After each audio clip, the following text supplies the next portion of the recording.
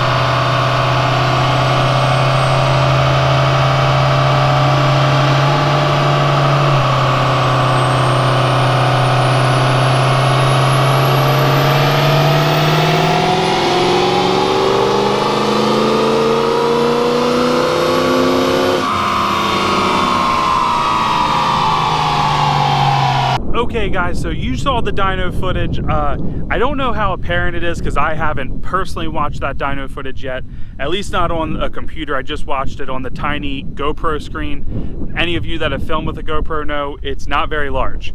So I hope the wind isn't coming up too much, guys. If it is, I'll probably just reshoot this, but if you're seeing this, anyway. So what was happening is the truck would not stay in the gear to do a full pull on the dyno, and truthfully, I don't feel I got any great dyno pulls on it. I feel I got a couple okay dyno pulls, and I'm going to show you guys the dyno graph here in just a minute. So the truck made roughly 480 horsepower, and I think it was 815 pound-feet of torque. We'll see that in just a second to clarify that. But what actually happened is there was like 6 or 7 actual like runs on the dyno, and basically they were just attempts, but the truck downshifted and ran in a lower gear, which messed up the numbers. So he didn't save any of those runs because it wasn't what he was trying to do. Personally, and not coming down the dyno operator, but I honestly think he should have said, hey man, like, we're just not getting any good runs here. I completely understand, like, I wouldn't have asked for any money back or anything. Like, it's my tune, I picked the tuning. And I learned something very valuable though. So Innovative Diesel's tunes aren't my favorite to daily drive. They're my favorite at the track. They're my favorite for dyno events. They're not fun to daily drive, at least the Ultimate X isn't. And part of that is because they really hold overdrive. They don't want to downshift very much. And maybe it's something I need to use the tow haul button a little more of, but they tend to kind of lug the truck. Now, why is that significant is on a dyno, you actually want it to kind of stay in that gear. You want it to be hard to downshift because you can really get in the throttle while in that gear on the dyno and actually put down what the truck's making. Whereas this tune, when you really go to get in it, it dropped out of it. I was running Truck Source Diesel's SPD tune, super great tune.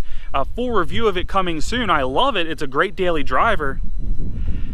As for dyno events though, and maybe a loaded dyno, it wouldn't have been as apparent. Maybe we would have been able to get closer to the number, but I can tell you that the truck is making more than 480 horsepower. The truck has put down 503 previously, and I can tell you the truck is faster now than it was when it did that. I don't know how to operate a dyno, I won't claim to, so I don't know if there was really anything he could have done to make it hold that gear more. Something with his foot placement. Maybe if it was loaded, it would have, you know, we would have been able to get it to do what we wanted to. However, that wasn't the case. It wanted to downshift and run out that lower gear. And it's definitely frustrating when you're paying money for it, but at the same time, it's part of the...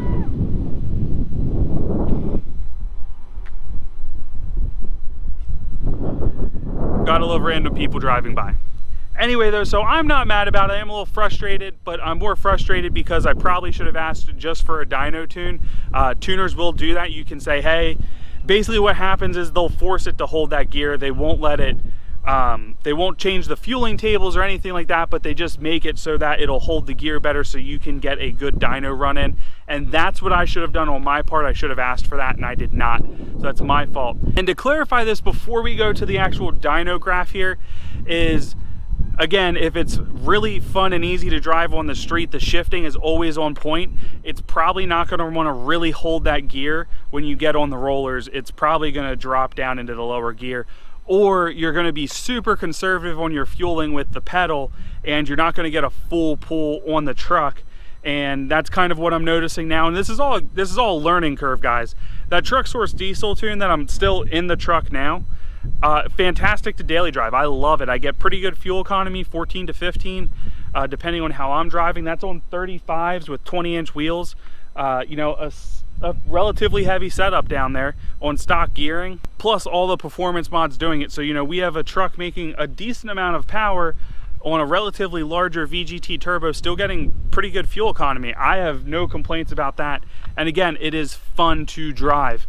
But I don't want to get into the tune. We have a tune review coming for this in due time. Let's go to the dyno chart. So here we have it here. Horsepower runs are down here and torque is up here. So again, one thing I'll say, this is also a reason I think it's not completely correct, is look how flat, like I have a really flat horsepower curve, and I feel like typically it's not that flat on 6 liters. Torque makes about sense, hitting pretty high up here, but I want to point out to you, does everyone see this divot here? And there's kind of a divot on each run where it's going up and then it kind of does something goofy here. And one run is definitely worse than the other, and the same down here. We have this divot where it looks like it's going to be a nice, darn wind. It just kind of like in here is where it probably would have been coming up much higher. And then by the time we're really in the fuel, like when we're really in it, we're kind of at the max of what these injectors can do and keep up with in the RPM band. There you guys have it. That is the result of our first dyno competition of the year. Truck Source Diesel. Fantastic tune, guys, to run on a daily basis. I highly recommend it. If you're going to dyno it, I would recommend probably asking them specifically for a dyno tune to be able to really hold that gear out and see what all it is putting down. And I hope you guys enjoyed the footage. I didn't get a bunch of footage there this year. It was a much slower event than it was last year. So I don't know if they didn't advertise it as much last year. It was a lot of fun. I had a great time last year. That being said, I don't know if I'll necessarily go to that event again. It's an unloaded dyno, and really if you're dynoing diesels, you really need to have a loaded dyno most of the time. There's probably a few exceptions out there, I'm sure, but I don't think you want to be dynoing them with unloaded, especially that one. And I definitely think it was hard on the truck this time, and typically I don't feel that way about dynos. I definitely want to give New Jersey Diesel Repair and Performance a shout out. Awesome dyno operator, awesome dyno setup that they have. They do a fantastic job.